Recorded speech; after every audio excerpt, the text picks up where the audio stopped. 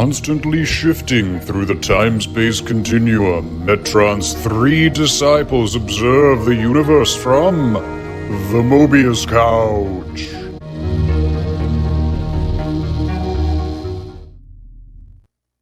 Goodbye, Genosha's rose. May you ever grow in our hearts. You were the grace that placed itself where lives were torn apart. You called out to our country, and you whispered to those in pain. And now you belong to heaven, and the stars spell out the Mobius Couch. Ladies and gentlemen, welcome to the Mobius Couch, a time-space interdimensional vehicle from which your three hosts oversee the world of comic books and comic book movies. That, of course, was a reference to 1997's number one selling single, Candle in the Wind, England's Rose by Elton John. And that is apropos of tonight's discussion because we are talking about X-Men 1997 tonight. I'm Alessandro, and joining me as usual are Joe and Patrick. What's up, Couchers? Hi, Al. Hi, Patty. Hey, Joe. Hey, Al. Hey. What's up? Hey, guys. How's on the couch? On the couch. We're on the couch. Dipping into some nostalgia / current day hard media. We're diving hard into nostalgia. It's diving hard. Yeah, we are. Yeah, we are hitting it. Let me split the screens. We're talking about X-Men 97. I don't know why it's so important for us to do that, but cool background. It's for the visuals, Al. It's for the people on YouTube. All right. So again, we usually talk about comic books strictly. However, we have been known to venture into other mediums. And today we're, of course, talking weirdly a TV lot shows, recently. Streaming. We're joining the streaming wars at Disney Plus for X-Men 97. This, of course, is a continuation of the 90s X-Men show. There will be spoilers. If you haven't seen either show, well, if you think you'll never see either show, go ahead and listen. If you want to see the shows before, go ahead and do it. Of course, we're definitely spoiling. We're not. I mean, I don't know how much we'll talk about X-Men. The old show, but 97, we're definitely going to spoil every episode. Well, I think there'll probably be implied spoilers of the original show. Anyway, yeah, sure. All of this is to say, if you don't want anything spoiled, you should probably go back and see the shows. They're great. But today we're going to talk about X-Men 97 and spoil stuff. I just have a question for you guys. How much did you guys rewatch the old X-Men before watching this? No, it had been on Disney for a while. Who's got that much time in their day? Are you kidding me? No, I did like a year or two ago when it was on. Yeah, so relatively. Yeah, recently. like relatively recently. Yeah. I got pretty far. I think I got there's 5 seasons. Is that right? I don't even know. I think so. I got into season 3 just barely, I think. But then I was like, I can't wait anymore, and I wanted to watch 97 because I did wait all the way until this was like coming out basically to start rewatching it, and then I was just like, that was a dumb move. I've known forever this was coming. I should have given myself more time, but I couldn't. After like 3 episodes and everyone was talking about it, I was like, I can't wait. I got to start it. I got to watch it. So. All right. Well, a little more context for viewers. So the original X-Men cartoon show aired in the 90s. I think it was a Fox Kids Saturday show. I don't even remember. Did it end in 96, or was it just supposed to be taking place around that time? I didn't do any research at all, so I couldn't tell you. I think I want to say it started in 92, maybe. Okay. So, well, that's when Batman started. You know what, listeners? If you want real background, Wikipedia it yourselves, because clearly we didn't do any research, so we can't. Yeah, it's 92. It's 92. 92, but it was a 90s show, which of course I imagine all of us. Yeah, 5 so for me seasons, personally, I used to watch it, and this was the first Yeah. exposure I had to X-Men, and I hadn't read comics before it. My from zero exposure to X-Men was that show, so all of my X-Men knowledge is basically anchored by that 90s cartoon show. I was a big DC Comics kid when I was a kid, even more than Marvel, but my older brother loved Marvel, and he used to read X-Men all the time. So I was very exposed to them as characters long before the cartoon ever came out. But I didn't really read it a lot myself. You know what I mean? I would read his a little bit, but not I didn't read every issue or anything like that. But around the 90s when the cartoon was coming out, and Jim Lee went from, did his run on X-Men. I was super hyped for that. So clearly I'd been into it by then, but I don't know. Patty, what's your relationship with the X-Men? So I think I had like a few comics of X-Men, and I remember having a Cyclops action figure before seeing this show, but not really understanding what the X-Men were. And so this show, That was a good similar action to figure. Al, I think anyone kind of in that older millennial generation. I mean, I was obsessed with this show. Like, it was awesome. It was really. I was too. It was really good. it was the first show. I think. Well too. I think so too, because it does.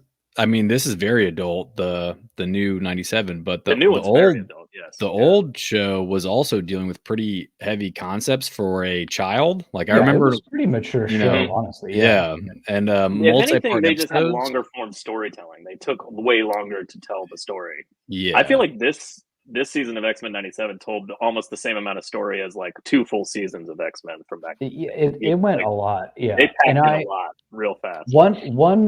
One qualification I'll make is, though I did enjoy the show, if there's one thing listeners know about me, is that I don't like the Savage Land, and I did not like the Savage Land in the show. I do not like Savage Land in comics. I don't like my Savage Land anywhere. It's stupid. It's dumb. Why are we dealing with shape-shifting dinosaurs? It's a change. No. It's a change of pace. Al, you gotta get him out of New York every once in a while. You know, there was a stint in the Outback for a while. That's the one thing I didn't like about the show. Everything else was great. You were in the middle of the pod. The villains were terrifying, and I remember legitimately being terrified of Mr. Sinister and Apocalypse as a kid. Apocalypse, they were terrifying. His voice, that for old me, guy, I think the old voice actor's voice is frozen in my brain. Yeah, also Sinister was involved with the Savage Land storyline, so I just didn't want any part of that. Even to the degree of being afraid of it, I didn't want to be involved with anything with Savage Land. The only thing I really remember about Sinister and the Savage Land is the fight in the base, his little base that they have in the end. And Sauron? Yeah, Sauron was a character. Yeah. Sauron? It's Sauron. However, whatever. Yeah. Sauron. I guess because we do say dinosaur, so it should be Sauron. Yeah, I guess. It's like the Lord of the Rings character, right? Mm-hmm. Yes, very much. Anyway, he was there.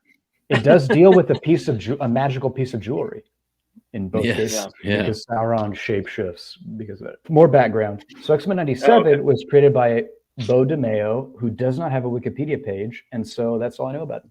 So here's what's weird about that is that he was fired and no one knows why. And the reason Me Too, right? Did he get Me Too'd or something? Well, so no, the thing that's been told to me is that he had an OnlyFans where I guess he was very risque on it, and that's why he got fired. Foot pics or what kind of content? No, I think you gotta with Disney, you gotta remain wholesome. I guess, but I guess feel like that's his private life, you know? Like that's not. Well, I mean, I guess if you put it out there on like. Okay, I just Google image searched him. I can see why he'd have an OnlyFans. Oh yeah, stacked. Yeah, I have heard see why he'd have an OnlyFans. I heard rumors from people in Los Angeles that like he's known to be difficult to work with, like in air quotes, because I don't really know. I don't know. We don't really know why he got fired still. And I think I know why now. Now that you've said those two things, I think I can imagine why he got fired. But he's still very vocal. He was on Twitter talking about the show nonstop, engaging with fans. So I can't imagine it's anything super terrible, because I feel like if it was, I would think a rational person would try to put distance and like let sleeping dogs lie. But why are you assuming he's a rational person? That's true. Because and B, maybe he's just trying to get back on the horse now that it's a success. He's probably that's also, you know, maybe he's trying to remind Disney now that it's a big hit and people talk about it. Remember who took you here, you know, kind of thing.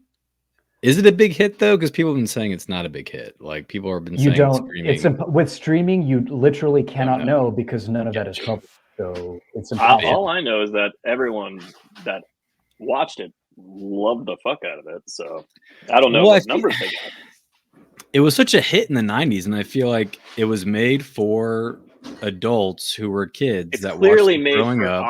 It was 1,000,000% made for us, i.e. and I think older people who've seen the original. Yes. Like this is not for new viewers.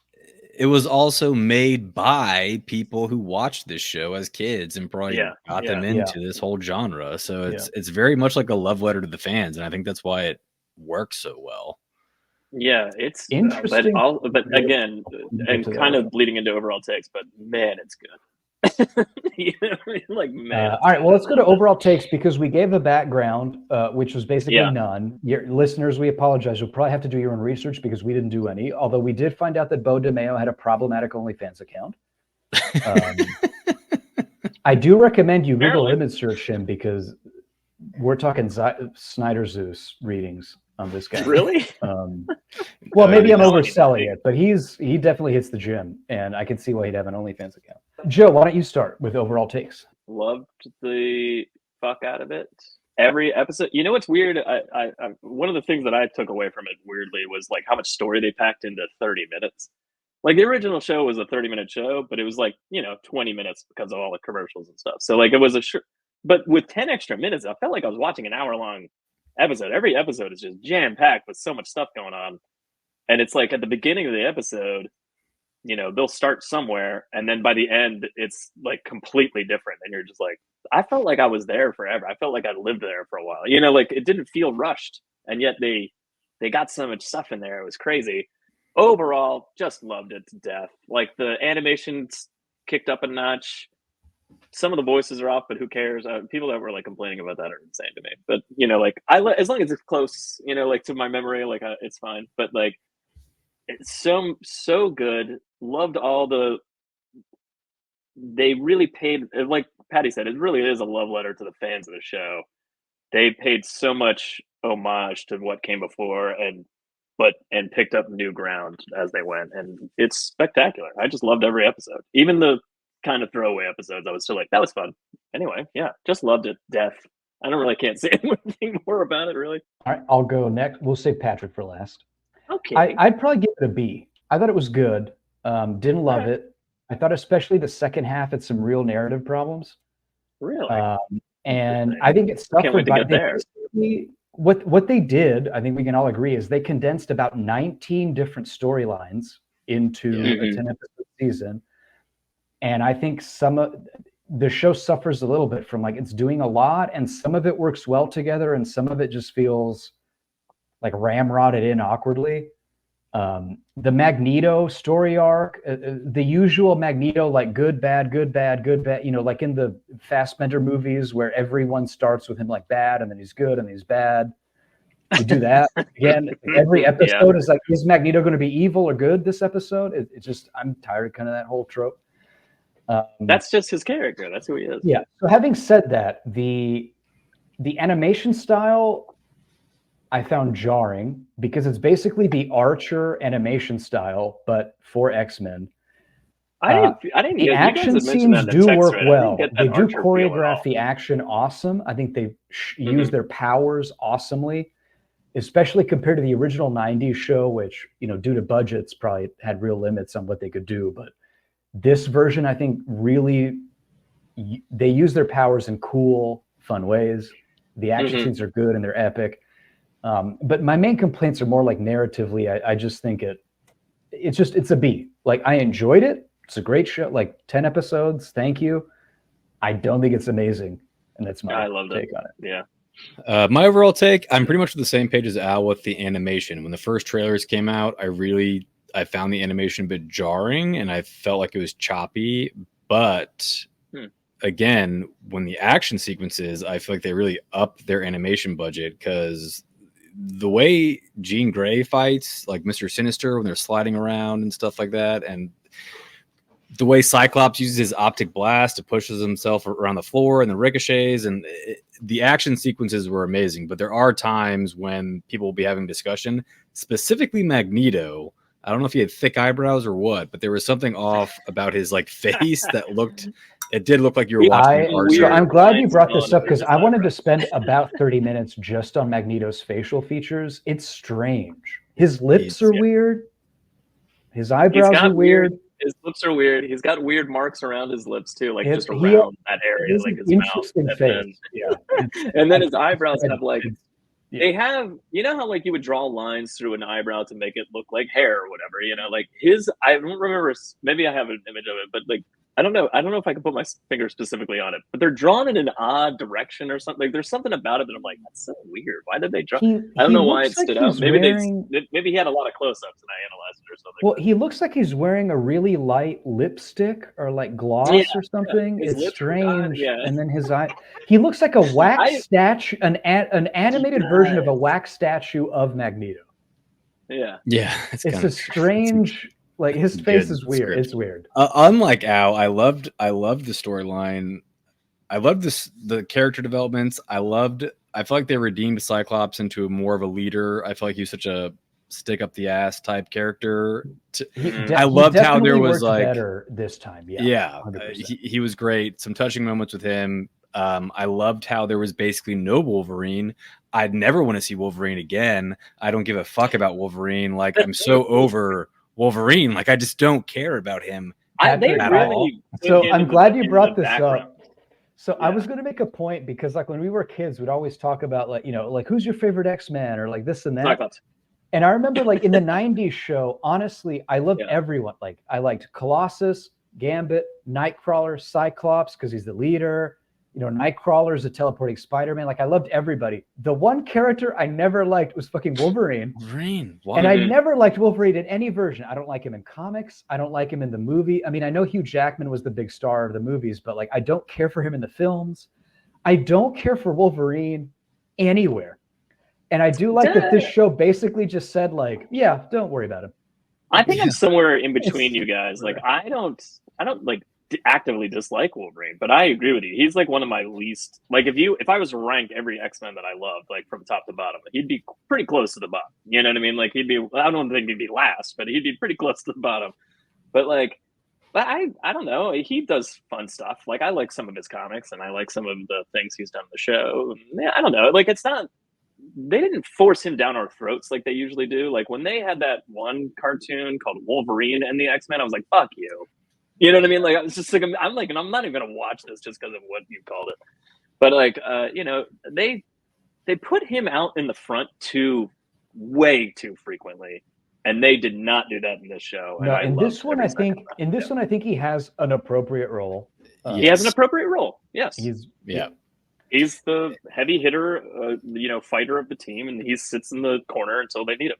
And he says a snarky remark every once in a while. And that's one thing is why is there no Colossus in this show? Why couldn't we get Colossus in this? So I feel like he'll be in season 2, maybe. I agree. But why couldn't we just have him in this? Like, I love Colossus. He was my favorite. He was in the old cartoon, but he wasn't on the team. You know, no, he was just in a few later episodes. Yeah. Yeah.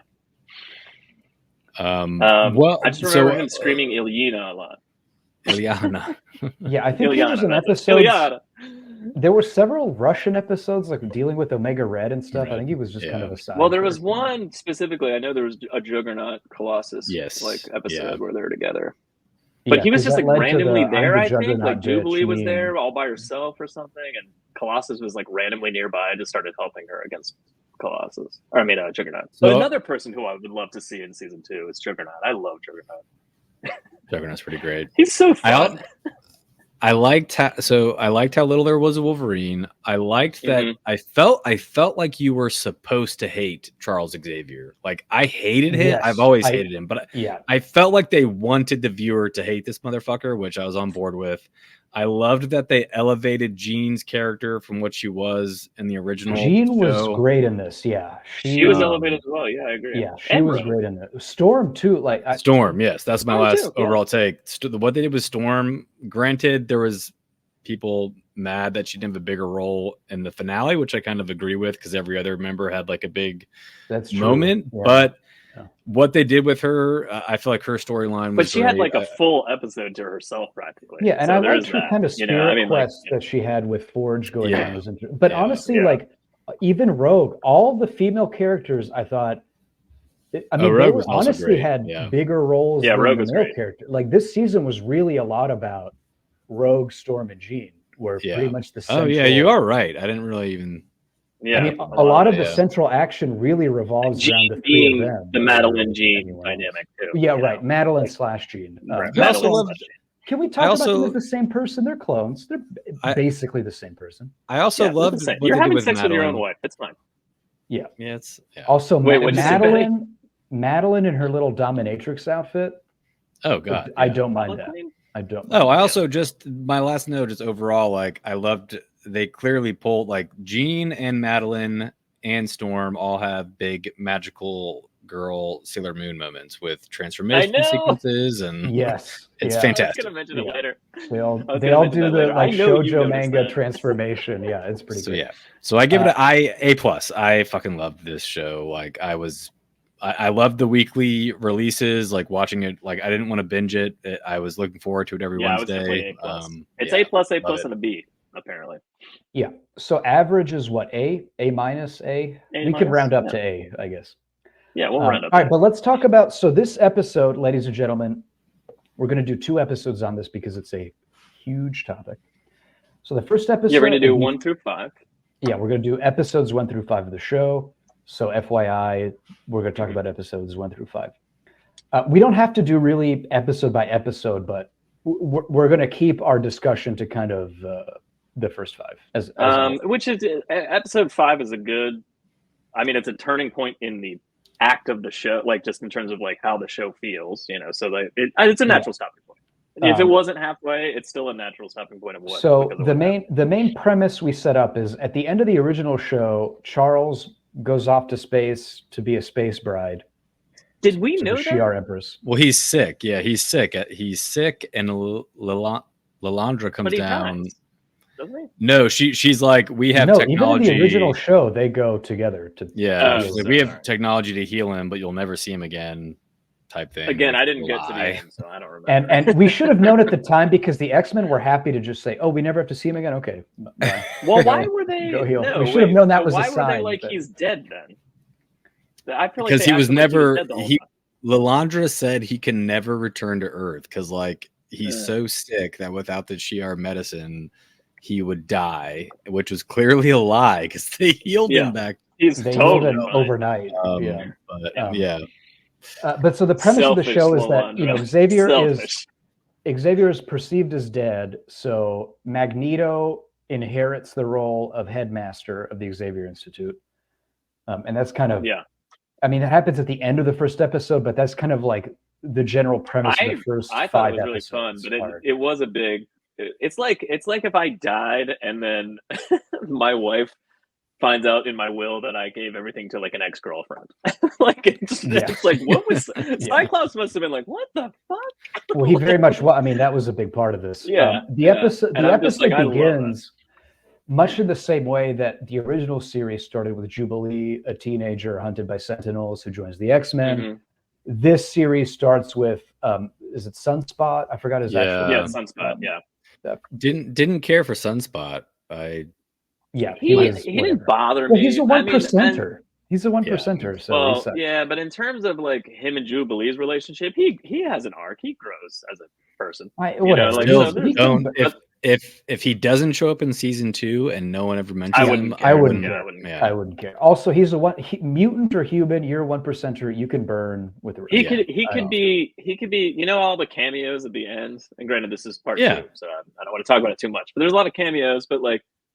And they're not just like of the other. I don't mean just of like, you know, Iron Man and Captain America or whatever. Like there's like Psylocke and like, you know, some other teams. They show other teams. I'm like, if he was just on one of those other teams next season, I'd be fine with it. Yeah, but so this show starts with, you know, it's kind of like mirrors the beginning of the original show with Jubilee being rescued, and this time it's Sunspot being rescued by not quite Sentinels, but sort of human white rights activist people. White supremacists. I want to mention, so going back to Patrick's point about Cyclops' redemption in this show. So in the original show, well, I still like Cyclops a lot because I tend to gravitate towards like Leonardo and the turtle, you know, the Turts. Classic. Yeah, I know the Turts. Leaders, you know, alpha male. Like all beta, like most beta cuck losers, I gravitate towards the alpha strong figure as an image that I look up to. So even in the original show, Raphael is the Wolverine of the Turtles, and I never liked him either. Yeah, same thing. I also don't like Raphael, but that's Wolverine. But so in the original show, to Patrick's point, even though Cyclops is the leader and I liked him, he pretty much is kind of like a stick up his ass, hypocritical sort of leader type. not very charismatic. Most of his contributions to the fights in the original show were just like, eye blast. Oh, it's ineffective. A beam fell from the sky and now I'm hurt. Yeah. That's basically what he did. But this show, we start right off with Cyclops coming in to fight the white supremacists. And he is like using his eye beams to shove him like across the battleground. He's grabs bouncing Roberto them off and walls. then they fly taking backwards. people out. He's like it's amazing. being a total badass. Yeah. It's fucking awesome. And this show really redeems him as he's an awesome fighter, and he's actually I don't want to say charismatic is overselling it, but he is a somewhat charismatic and like an actual leadership figure that provides a strong example to where you can see people would think like, oh, he's the leader of the X-Men, because he actually makes good tactical decisions. He cares about the team. The show really just redeems him as like a good positive figure for the X-Men. And also the relationship, even Wolverine, who in the original show had a very confrontational relationship with Cyclops because of his love for Jean Grey and all that.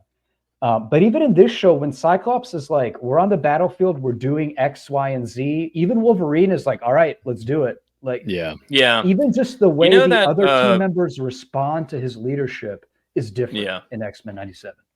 Patty, is it astonishing where he like takes his goggles off and and blasts down the sentinel in the trees, and then Logan's like, every once in a while you remind me, why you're the leader. Like that's what I got. That's the impression I got from him this entire. Like they took that one panel and made him that whole show. I want to talk about that more because we haven't talked about Astonishing X-Men, which we should, because it's an amazing run at some point, even though Whedon is kind of problematic, but whatever. Well, we don't care about that. But that's an all-time Cyclops moment. So I want to just, for readers who don't know, a Sentinel attacks the school, like a full-on giant Sentinel is attacking the Xavier Institute, and Cyclops just takes his visor off and opens his eyes, and that thing is obliterated. It's amazing. It is wiped from the face of the earth. There's like not redwoods, but there's enormous trees behind, like all around the school, and they're all flattened. And it's just like the aftermath of him taking it. It's just amazing, and the Sentinel's just ripped to shreds. It's such a great scene because Astonishing is a small cast. It's Shadowcat, Emma Frost, Wolverine, Beast, and Cyclops. So none of them have like crazy powers to fight Sentinels. And I'm pretty sure Wolverine's like, what are we going to do? Or something like that. And Cyclops just says, I want that thing off of my lawn. And then he takes his goggles off and just obliterates it. Oh, man. It's an all-time Cyclops moment. Is pretty incredible. Yeah. I think we've talked about this when we covered X-Men before, but who's your favorite X-Men? We did. So mine is Colossus. I do also like Cyclops a lot, but Colossus is my number one. Patty, what will you get? Oh, so is Cyclops your close second place then? Because I was going to say, give me your close second place as well. Yeah, it would be. Well, I have like my X-Men Trinity is Colossus, Cyclops, Nightcrawler are like my three. But if I have to choose, like I do something about Colossus. Like I just like the metal skin, just solid team. I just like Colossus is great. Yeah, it's a good pick. Patty? My Trinity, ooh, that's tough. I would say for a long time, and it was Cyclops, Jean Grey, and Emma Frost. But I feel like I might swap out Jean for Storm at this point. Storm is pretty great. I mean, if you catch the right arc with the right writer who uses her powers well, like Storm is pretty great. Yeah, I think they've done a lot. Loved her in the comics for some reason. Like there's been some solid runs, and she's had her own books at times. But like, for some reason, Storm in the comics just never. It's something lacking there. You need to catch her on the right arc, but I love her in the show. Well, it's great. Yeah. If you get her in the right arc, there's a really good arc where she's the team leader for a while, and she's in charge, and she's great, as that. I think she's a great leader, but whenever she's not the leader, I'm like, you're not doing enough, Storm, or something. I don't know what it is, but I switch her in from Jean from X-Men Red is when she basically goes to Arakko on Mars and she becomes like the leader of the planet. But everything they've done with her character in like the last 5 years is it's been really good. Been pretty phenomenal. She was one of those characters where people would always say she was a badass and she was powerful, but I can't remember too many arcs where I actually saw her do like really her crazy problem. things. Well, I don't want to say her problem, but the problem with writing her is she shouldn't be a rank member of the team because she's that's what I'm saying. She's an Omega level, Magneto level mutant. Yeah. And that shouldn't be like team member 5 of the team. It just doesn't work well for that because she can basically just defeat anything at will. So the arcs that use her more in that capacity are more effective because again, I don't know if she's just the 4th team member, you have to like depower her or make her get knocked out or weird stuff. But if you recognize that she's Magneto level, oh yes, then that works better. That just works. My Trinity is weirdly close to Al. First of all, Cyclops, Nightcrawler, like neck and neck. Like I like Cyclops more, but by a hair, kind of thing. Like Nightcrawler I love him to death. But I don't know if it would be Colossus though. I would probably pick Storm or Jean. I don't know which one I would pick, but I'd probably put one of them in that if I had to pick a third. But the cool thing about X-Men, honestly, is I'd probably lean Jean because I don't have like a huge love of Storm. I liked Archangel a lot. Like I love the metal wings. I mean, not obviously Archangel was a horseman of Apocalypse, a bad guy, but I mean the post Archangel. Yeah, but he's Angel. Yeah, right. But X-Men just has blue a great skin, cast. Metal wings, blonde hair. That's what you're talking about. Yes, that's my kind no of. death mask. You know me. One thing I love is blonde hair on my people. Yeah, you love those golden locks flowing down. No, but that's the problem. I mean, not a problem, but X-Men just has a great cast. Like every character has a good backstory, interesting arc. They're all great, other than Wolverine. And Beast. Honestly, Beast I can kind of take or leave. I'm not a. He's an essential part because like he's the science guy that's in the lab all the time. Like you need that guy that's always he's a Spider-Man's fat friend that's helps him from the chair. What does he call him in the movie? The guy in the chair, I think. The guy in the chair. Or like Oracle and DC. It's just that kind of like we need. Yeah, you need that. You need somebody to just sit and he can do cool stuff sometimes. All right, but let's talk about the show. So the first episode, I think we mentioned it basically ends with that reveal of Magneto in his weird before that catsuit. Catsuit fucking Magneto fight is the new. And they're falling out of the sky, and Cyclops is like, "Yeah, I'm gonna." And he just shoots his blast out of the ground. I was like, "Oh my god, that was so good." I mean, like classic. So, super nerdy comic readers will know that that's when Cyclops found out his powers. He was in a plane with his parents, and he saved him and his brother's life by blasting the ground with his optic blasts because they didn't have a parachute. He's falling to his death. So that's kind of like I was like, "That's pretty cool." I wonder if they did that on purpose or if it was just like a "this will be badass" kind of thing. You never know. Let me ask. I actually subscribe to Bo DeMeo's OnlyFans. So let me ask him. Just give him a quick slide into his DMs. Ask him. But yeah, so Magneto. But I just wanted to meld I love the fight at the end is them hunting it is very down. Cool. But it's also chasing down Sentinel technology, and they find out that there's still a master mold, so they fight it, and it's pretty awesome. And it's a very episode 1. Like everybody gets to have their moment. Everyone uses their power. Like Gambit. What do you think about Gambit glowing Wolverine's claws? I don't understand why Wolverine didn't explode, but it's fine. Wouldn't Wolverine explode? I think it's because it's adamantium and it's indestructible. I guess. But wouldn't the flesh? I just feel like everything but his skeleton would explode. Well, that's true. That's true. Logically what would happen, but I guess that would have been hilarious. Wait, no, because Gambit can't charge in organic. But it still exploded. You're right. Never mind. It still does make sense. Yeah. But I have no regardless I have no of explanation for that. But without thinking too hard about that, everyone. It was fun because it was like the classic fastball special with Wolverine and Colossus kind of thing. And even Beast I like that. Takes down a Sentinel and they all have their moment. Everybody takes something, and it's like a good kind of like intro to the team. Check out what they can do. Speaking of Storm crystallizing the sand into glass was. That's what I was going to say. Back on Storm for just a second, and her not having like a quote unquote like final moment or whatever in the last episode. She's consistently shown as powerful as fuck throughout the season, and it's awesome. Well, like every time, even when she gets her powers back, it's like the bulge of the storm shoots out into space. Oh yeah, and I was like, that is yes. Anyway, she's awesome. And when she's walking and the lightning is like crystallizing the sand, is fucking badass. Mm-hmm. But honestly, so that fight's cool. Everybody has their moment. And then we find out that Catsuit Magneto inherited the school. What of his? I know they're pulling from the comics, but man, that costume. The fact that his gloves go all the way to like there. Only his shoulder. The gloves go from fingertip to what on earth was this? So this is during this weird era in the 80s where costumes got real weird. there's a Legion of Superheroes, but like there's a Cosmic Boy costume where he basically has like black shapes, but it's cut out, and it looks like he's wearing like a tan and black suit, but it's just his skin. And it's very like if you look at it, it's disturbing. It's so weird. There's cuts all over the place. There's black sections of his costume that would never fit or stay in place. I don't know. It's insane. But it's the same level of like, wow, this got weird, you know.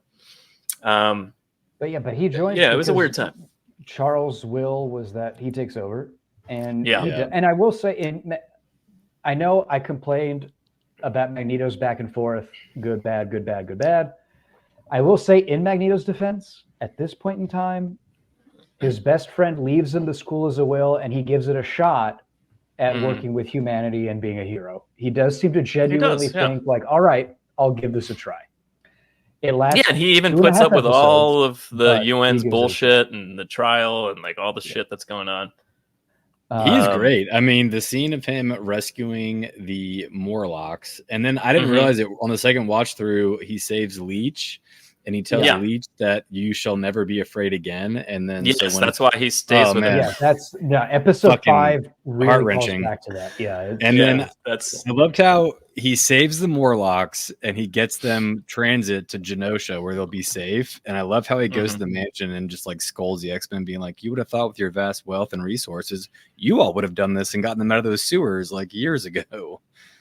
Like, yeah, you're right, Magneto. These assholes. I always thought that was a weird.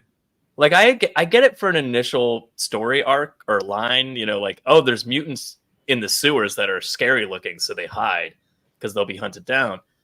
But like, why the X-Men never acted of that exact point? It's like, why they never went like that first time, sure, but like, why they never went like, hey, don't live in the fucking sewer. But I do think so. Aside from the meta comment that might be kind of like, you know, Magneto looking at comics and TV show history and saying, why isn't this happening? Aside from that meta description, I do think in the context of the show, it's somewhat indicative of, you know, as we know, like Charles Xavier is a very like, there's gray areas and we have to do our best and make compromises here and there. And we want to live together and this or that. And Magneto, by contrast, is very much of like, there's good and evil.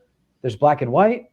Yeah. Don't have Morlocks in the sewer. Like, it's just a no. Get them out. Yeah. Like, there's no equivocating. Like, just get them to a better place. We're done. Move on. Next chapter.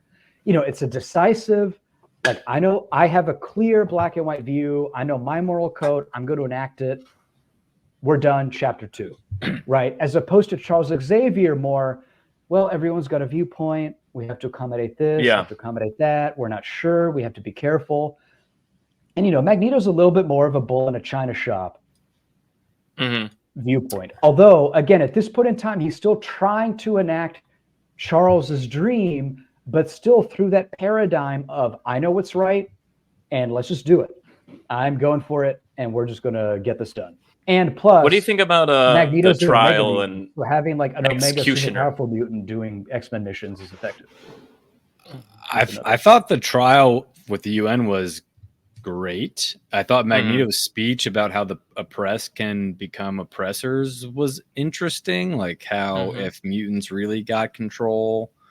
There's a manga called My Hero Academia where most people are super powered people, and the minority of people that aren't necessarily persecuted in that world, but like they're kind of seen as defective, and you could see how that could go that way.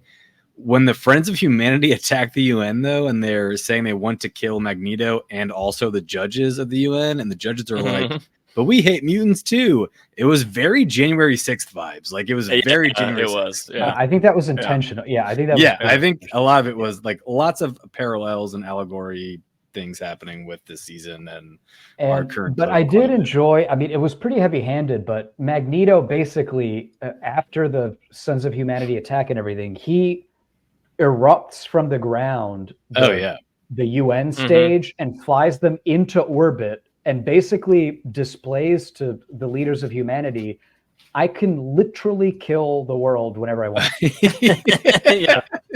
Yeah. You know, and he like literally, he's like, I'm not being figurative. He's like, I could just I can literally fuck you up anytime. But I won't. Right? Yeah. Because Charles Xavier was my friend, and I'm going to make a genuine effort. They're more than friends with you. And then he brings them back down. But I love just the very direct threat of like, guys, let's just stop pussyfooting around. Like, look at what I can do. I can just end this. Like the writing, some of the lines, Magneto specifically, some of his lines when he says, "I'm trying to be better. Please do not make me let you down." It was like, that was so good. That was so good. What do you think about the way Storm talks? Would that get exhausting to you? I was just talking to Johnny about this because I'm like, I think she's only supposed to be like between 25 to 28 years old, and it's like, the way she sounds talks, like a 50-year-old. She's like, the wind shall rise up beneath my arms. I don't mind lightning will strike you down, and you're just like, I don't mind it, just hit him with lightning. What are you doing, Joe? If I could control the weather, I would probably talk like a Shakespearean play. I would probably just say like, winds come to me. I actually enjoy the way she talks, but it is like it's a little like she's 1,000 years old. It's like a little over the top, like Thor, like saying thou and all the time, like just drop the thous, please. Sticking to, just stop. Sticking to Storm though, I loved her and Jean's. Yeah, their friendship was cool. Because one thing that this show really highlights is that these are all orphans who grew up together as siblings. They're sisters and brothers. And Storm and Jean really talk to each other as just actual sisters. And that was really cool. And they have a really good connection. They didn't have that kind of relationship from my memory in the original series. No, it's in 97 they do, but not in the original. But I did really enjoy their relationship. But the way it was written, it was implied like it's always been there, and it's believable. It's not. It doesn't feel like they forced it down your throats. It just felt like they were like, "Hey, this would obviously be how they actually are," and let's write that. They say it several times, but they have the little pet phrase of, let them mind your weather and weather your mind, and they just kind of like. I like their relationship was great. It was really well done. Yeah, they were cool. Speaking of Jean's relationships, it turns out she's a clone named Madeline Pryor.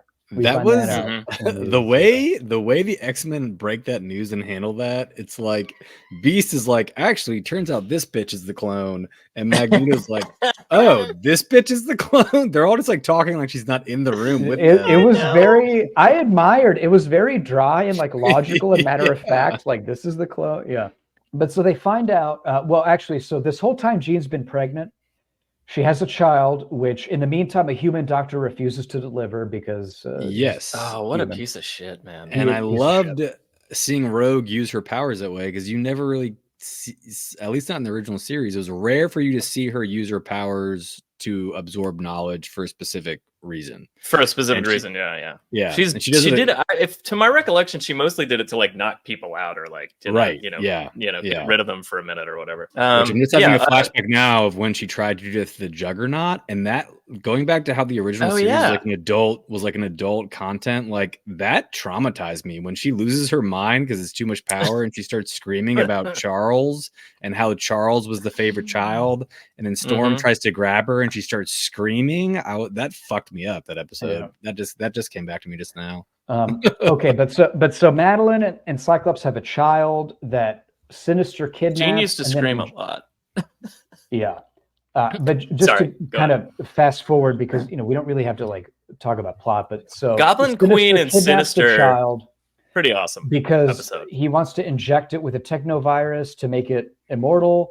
But instead, Cyclops blows up the tank. So instead of immortality, he just gets to become diseased Cable, which is kind of a bummer. I'd be pretty mad at my dad if he caused me to go from immortal to crippled freak. But well, he was making him immortal so he could murder him and take that for himself. Still, Cyclops could have waited maybe 5 minutes before he blew it up. And I mean, you're also like, that's trusting the word of fucking Sinister. Yeah. Okay. All of this is to say, and then you don't have a fucking. It's not like there's a timer that's like he'll be immortal in 5 minutes. Like he just was like, "Fuck, I gotta stop." If you look to the right, there's a literal timer that was just. We had an hour 35 to go, and we. But so because the child is diseased, Bishop takes to the future, and this is of course the origin of Cable. And the show is basically kind of compressing a lot of classic X-Men storylines into one, i.e. the Madeline Pryor clone stuff, the Cable origin.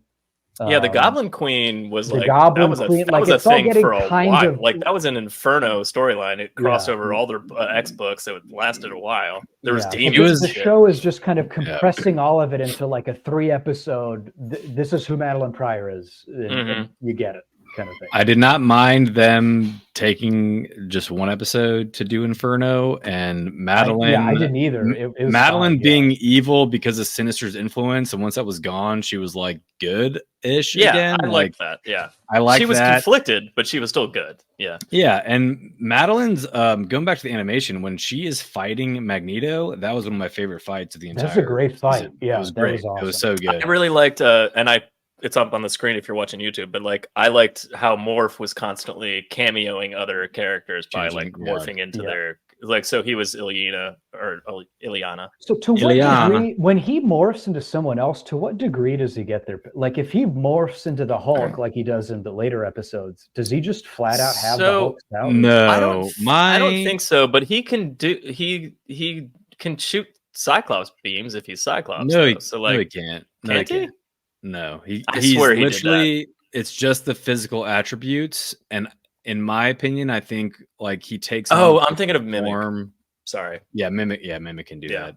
But I think with Morph, it's just like that's why as Quicksilver he was a little bit faster, and as the Hulk he's a little bit stronger. But even with the Hulk, Jean Grey was like basically protecting him with her telekinesis. like the energy around him. So I think he can like he can enhance his like body density and strength and speed, but not. I almost think it's like a mental thing where he turns into Quicksilver and then he believes he can run fast type thing. Like I think he could probably do that shit and still look like Morph, but he chooses to change into those people. I don't know, but there's a lot of discussion on Twitter about how his fucking powers work. It's weird because in the original series, well, obviously he kind of dies in the first episode and then comes back as a Sinister. Is he in the is it the very first episode? Well, maybe it's the first episode. He's dead. Yeah, very first. Episode, I didn't know if it was like the first. But that's why Rogue was literally like Morph wasn't even on the team 30 minutes before he died. But he in the original, he always felt like really underused because when he comes back as a zombie, he turns into like Wendigo or something and destroys a Sentinel. And I remember thinking, oh wow, that's a good power. But even in this, in 97, where he's a regular team member, he doesn't. He seems a little underused. He doesn't. He's off to the side a little bit. But again, I think kind of like Wolverine. Weirdly, I don't want him front and center. He's a great character to have like slightly a side camera. He's also, I think, pretty visibly in love with Wolverine. Oh, clearly, very clearly, like, pretty directly, just in love with Wolverine. And Wolverine is like. I feel like Wolverine's like aware of it. Oh, he definitely like. I think not just being like he's my buddy. He's like I'm aware of it, and I'm gonna use you to go get me beer every once in a while because I feel like that happens a couple times, and you're just like, this is a really one-sided relationship. But he's strange though because he's kind of set up to be the comic relief. Like he has a lot of zingers whenever they talk, but they're never funny. So he's just kind of like an awkward queen that isn't really like as witty as she thinks she is. And it's just like a weird setup for a character. He's just awkward more than actually. Well, and I kept waiting for him to have his moment since Mr. Sinister was like one of the main villains. I was like, surely and there was like nothing with a that moment between the two of them, and there's nothing. None. It's none. Right.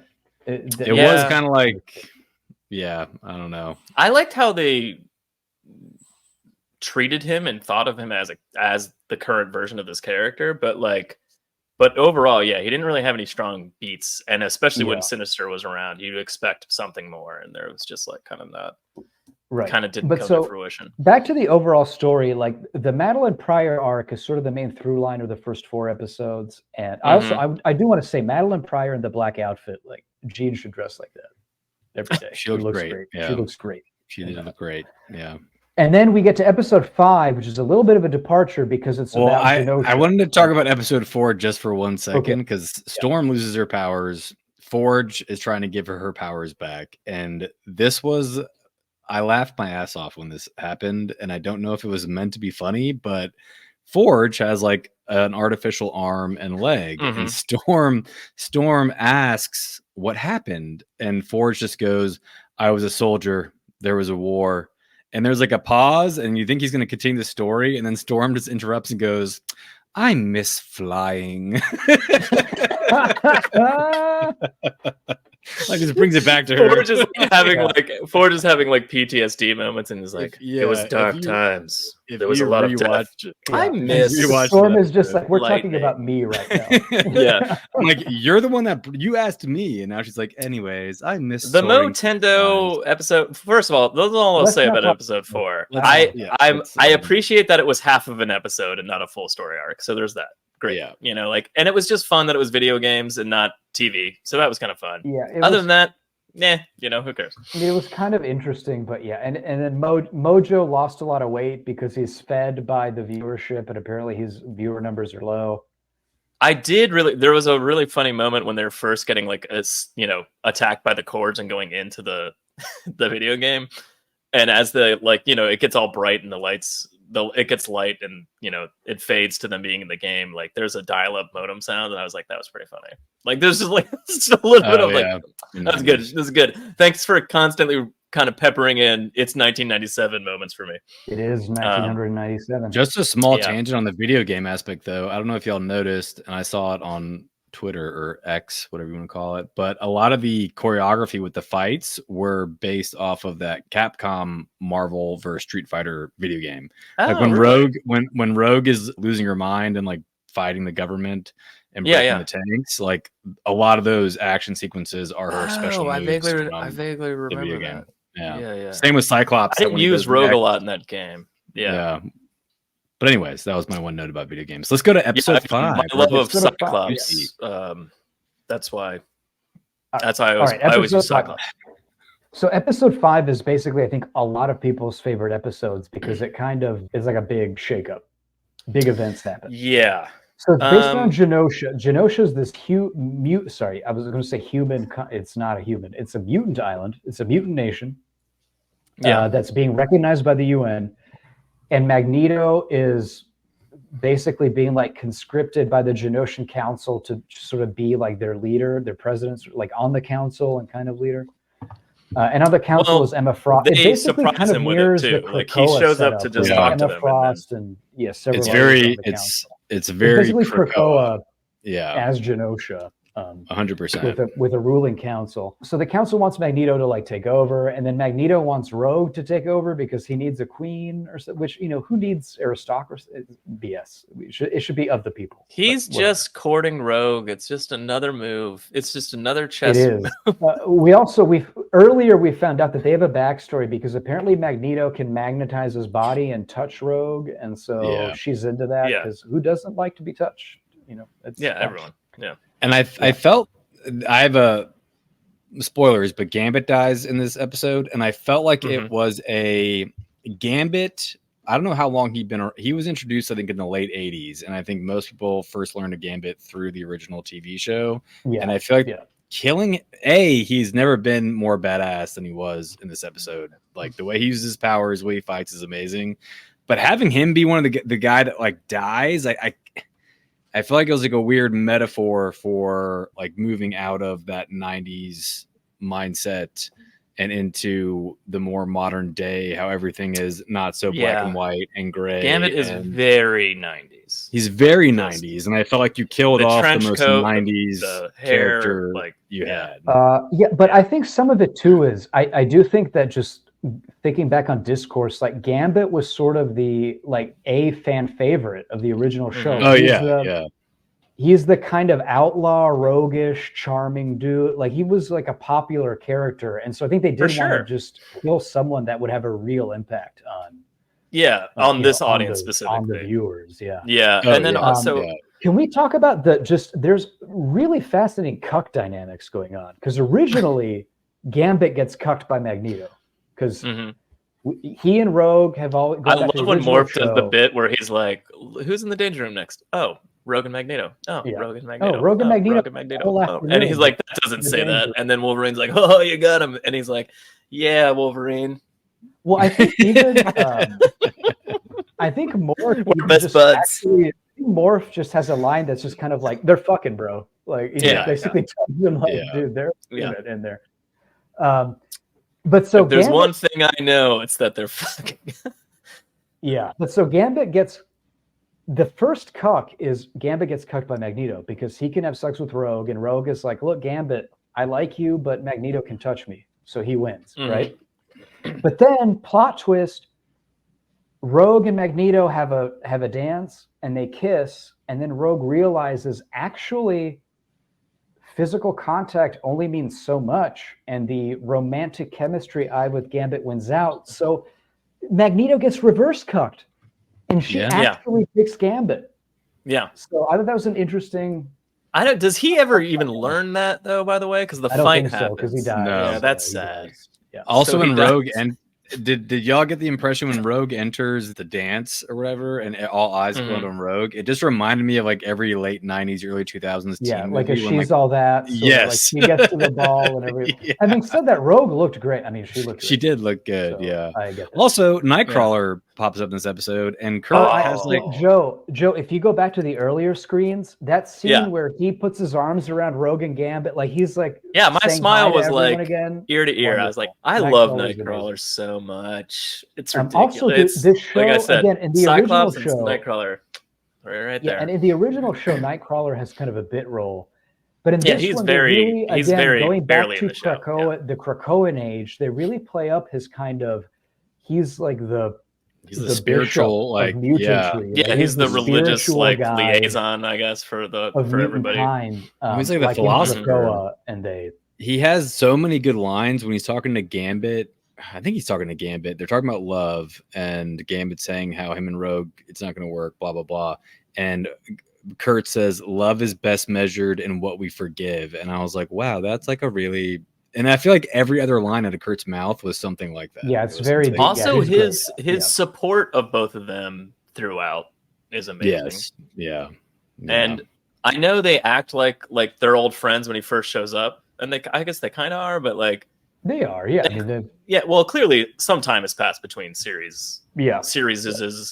But like, I really liked how throughout the rest of the show, like after Gambit dies, like even during this episode before Gambit dies, he's with Gambit, and like he's helping him, propping him up, giving him advice, and then throughout, like he's protecting Rogue, he's always there. Like it seems like he's fostering that relationship a lot, like in terms of, I don't know, just how he's very closely related to them in their friendship, and it wasn't there before, so it was kind of cool to see, kind of like the Storm Jean dynamic. It's cool to see a friendship that like they're like, this has always been here, but it really hasn't, and it was kind of fun to see that like play out. Right, but so Rogue, like Nightcrawler protecting Rogue's body, unconscious body, I should say. Yeah. In the later episodes is fucking fantastic. Anyway, right. And so during this ball, this ball is kind of the big coming out of like Magneto as a new council member, as the leader or whatever. Yeah. And Rogue is going to be Rogue is going to be his queen consort, and they kiss, and that's when Rogue realizes, like, actually, you're the cuck. Plot twist. But and then Madeline Pryor has a weird. And then Madeline Pryor goes out on the balcony because she has a vision, and she sees Cable. Cable just looks at her and says like, "Oh, I'm too late," and then leave, like fucking useless, and then just and then goes away. He was trying. It's the nexus point. It can't be changed. It can't be changed. They discuss it later. They can't. What I thought was crazy? So again, talking about how much storyline that they cram into like a single episode. We start with seeing Genosha for the first time in the beginning of this episode. By the end of the episode, it's destroyed, right. And you're just like, but I felt like I was there the entire time. Like I felt like it was like, oh, this is like a whole thing that lasted a full season of show, like kind of thing. But it was like, it was over in 30 minutes. And I'm like, that's well, because again, the trick, here's the trick. People respond to facts less than they respond to emotions, right? So that's the trick. They introduce you to Genosha in one episode, which you think, well, that's not enough time to give us all the facts we need to know about this place. Mm-hmm. So what do? They treat us to emotions. Here's Kurt, the friend they've known forever. Look at them hug. Look at them talk. I was just mind blown. Did you guys think that the fucking Sentinel thing, that bug Sentinel thing, was going to happen in that episode? I was like, what? They did well, it. I watched this after the fact, and so I already knew what was coming. Oh yeah, I was just like, when they introduced Genosha, I was like, oh, this is going to be like 2 or 3 episodes, and then maybe something will happen with Magneto, and he won't be the leader anymore, or whatever, blah blah blah. And then by the end of the episode, it's like fucking devastation, and I was like, oh wow, they went with that storyline for Genosha. Interesting, right? Yeah. But so Madeline, Cable fails to really do anything because he's pretty much useless. Yeah. And Madeline, sees him kind of fade into the ether, and then just a green atomic bomb beam hits the building and just obliterates the ballroom. Devastating. And then we see this new kind of like triple-headed master mold. Yeah. Patty, what were you going to say? Attack. Well, no. Well, that's like basically E for extinction. It's the same attack. Sentinel, but there's a few new X-Men things. Wolverine and Jean kissing was very new X-Men. I was going to say, well, there was a lot of new X-Men, and this whole thing is very new X-Men. While it's the episode split between is her name Trish Tilby? Is she the reporter? Yes, she's at the mansion interviewing some of the X-Men. Girlfriend. Cyclops' speech is really good. Yes, Cyclops. His interview goes on is awesome. When he loses his shit, how hard Cyclops is with the assholes humans that he has to deal with. He tells her, we're nothing like you, thank God, because it's the only reason you're still alive. I was like, fuck. Yeah. No. There's a scene later when he's talking to President Kelly, and he's like, and the guy and President Kelly's like, oh, blah, blah, blah, the optics, and I can't be seen helping you right now because of what just happened. He's like, fuck you. I mean, he basically is like, millions of mutants just got murdered. Like, fuck you. The kind of thing. And I was just like, bravo, Cyclops. Like, there was just a lot of moments where Cyclops was being an actual leader, but talking to other leaders of the world and just being a hard ass. And I was like, fuck you. So good. No, but that interview with the reporter, he has some real hard truths that he sends her way. It's pretty good. And the one thing that made me like truly laugh in this episode is that Jean and Scott, Scott's having a psychic like affair with Madeline. So that's also new X-Men. They just substituted Madeline, they swap Madeline with Emma. I mean, they swap Emma with Madeline, basically. Right, which was fine with me. That made sense. But so Jean and Cyclops are arguing. When Jean says, like, the psychic rapport is our thing, I laughed at that. I forgot what the exact line was, but something, I got to look it up. It was hilarious. But they're fighting like in the atrium of the mansion, and Jean just yells at Cyclops and goes, "Be with my clone." And then in the background, Beast is being interviewed, and Beast just goes, "Oh dear." I thought that was fantastic. Beast is like so sidelined. It's like his one moment. You know what? By the way, Beast was another one I'm glad they kind of put into the background a little bit. Like, he was. Yeah. What are you gonna do? He talked a lot in the old show. You know what I mean? And I'm just like, I'm really like, I like Beast. They actually little lines he delivers, but like, I'm really glad it wasn't like incessant. You know what I mean? They do make a joke about that almost in the last episode when Asteroid M's falling, and they're like, "Beast, is there anything we can do?" And he's like, "Hypothetically," and then Cyclops goes, "Anyway, let's get to the jet." anyway, let's go. But anyways, so when the fight initially happens and Magneto and Rogue survive, of course, what you don't know is that Kurt's been like taking people away, and he teleports in super fast and grabs them before another giant beam comes down and smashes them. But in the process, he gets kind of hit, and he almost, when they show him almost die, I was like, "You fuckers better not have just killed Nightcrawler." And then Gambit like puts the pulse fingers on there, and he's like, "Oh, he's alive, but barely." And I was like, "You sons of bitches!" Even before I knew Gambit was about to die, I was just like, if they fucking killed Nightcrawler right when they introduced him back into the show, I was going to be fucking furious. Yeah, that'd been insane. But obviously that did not happen. But yeah, I was just like. Also, it was really cool that scene of him grabbing Magneto and.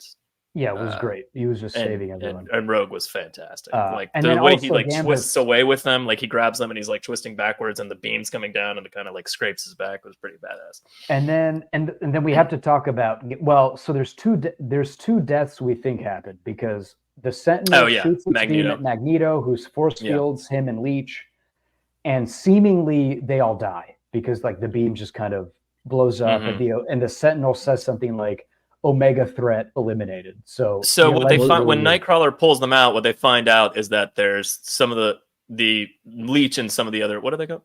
Morlocks are like stuck. They're stuck in an area of the city that is directly beneath the Sentinel thing, and they can't get to them.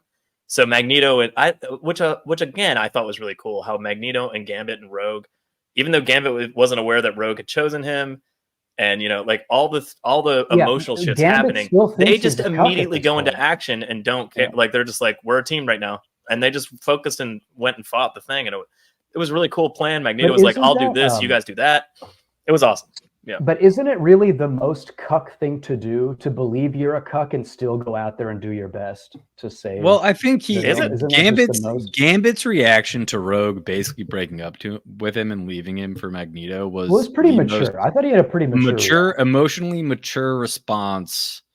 And he was basically like, I'm hedging my bets that it's not going to work out with the two of you. And I'll, right now we'll just be friends because I love you. And it was good because they really elevated his character a lot, I think, in this episode. And then they fucking had him go out in the most just like spectacularly altruistic way. Yeah. So let's get to, all right. So first of all, wrap up. So another cool thing about Magneto is he takes an entire subway train and just smacks the Sentinel with it in a pretty badass like moment. But there's a lot of really cool scenes. Gambit on the bike when they're like driving under the legs of random Sentinels that are landing down. Like this thing is dropping Sentinels everywhere. We got to wrap up Magneto. So Magneto swoops in to save the Morlocks. He's got a force field, but then the blast seemingly kills everyone. Then Gambit. Gambit's on motorcycles. He's got his stick. He's blowing everything up. He's doing all sorts of shit. When he twists through the air and like flings stuff, trebuchet himself into the sky, it's great. Yeah. However, in the midst of these kinetic acrobatics, he gets stabbed in the chest by a little Sentinel 40. It has a little like hentai tentacle thing that it can. It's tentacle. It is a tentacle. Yes. So it stabs Gambit, and you think, "Oh shit! Well, that's terrible." And then Gambit says, the Sentinel's like level 5 mutant eliminated, and Gambit just says something like, name's Gambit, remember it. And then he kinetically charges the tentacle, which spreads to the whole body. Entire Sentinel. And I'm like, wouldn't that be a massive explosion? And blows up that motherfucker in like an incredibly badass sacrificial death. It's pretty great. Yeah, it was awesome. It was amazing. It was whoever wrote that and drew that and animated that. I didn't expect. I wonder why Gambit was the choice, but maybe is something like I was saying earlier about like leaving. I think it's because they wanted a fan favorite that would really hit hard. Yeah, that's why they picked. Yeah, well, they nailed it.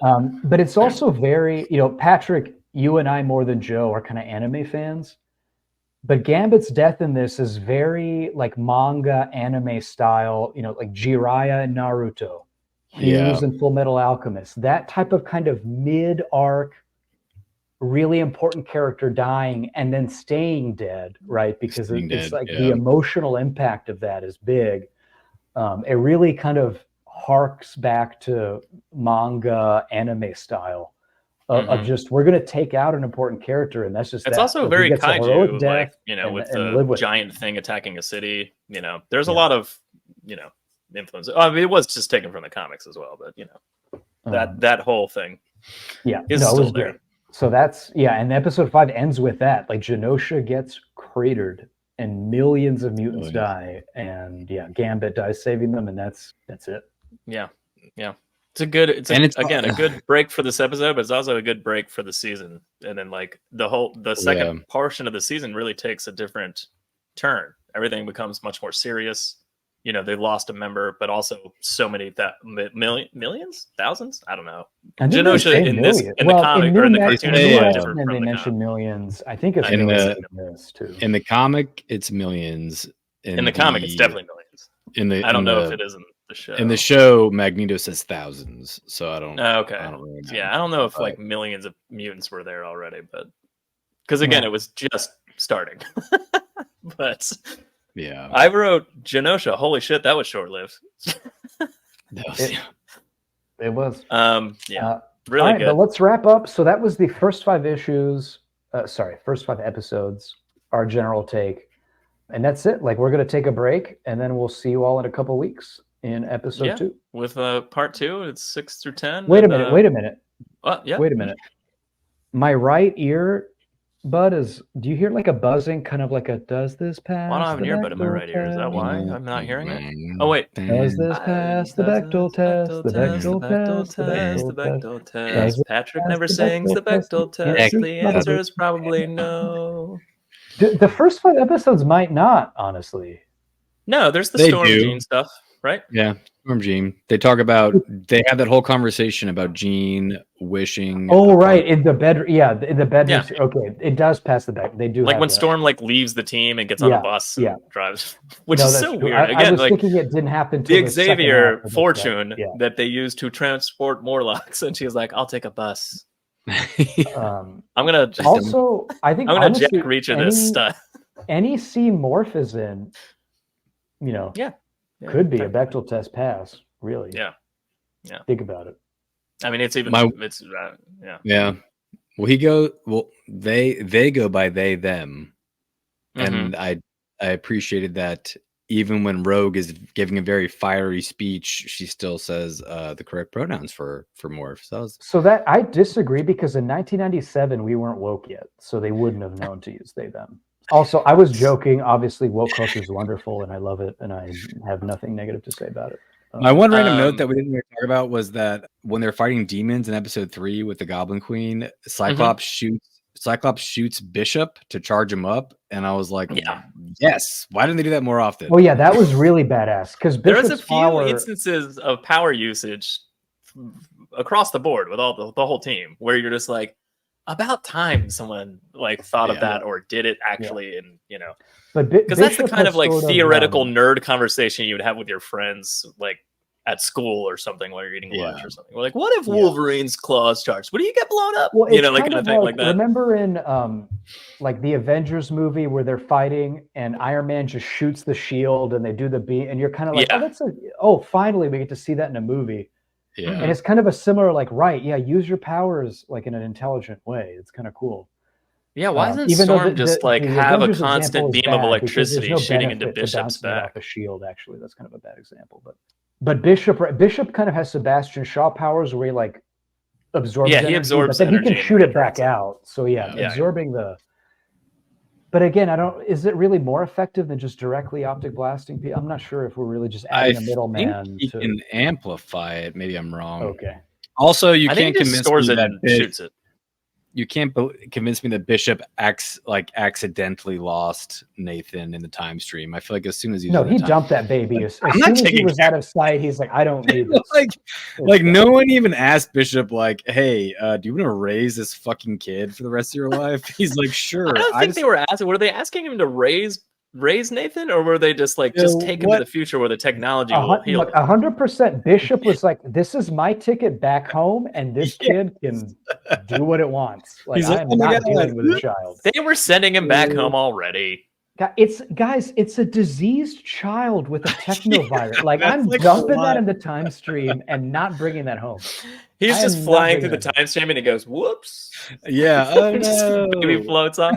Can you imagine if Bishop comes home with that and basically starts COVID in the year 3000 with this new baby he brings home? No way. What were they saying? Did he say we have a cure for that in the future, or was he saying, well, this disease doesn't exist in the future? So therefore, he was saying maybe in the future we could deal with it. I don't know. I think Madeline was like, maybe in the future, and he's like, I know a guy that knows science. Yeah. I know a science guy. His name's Forge. He's not here right now, but you know him already.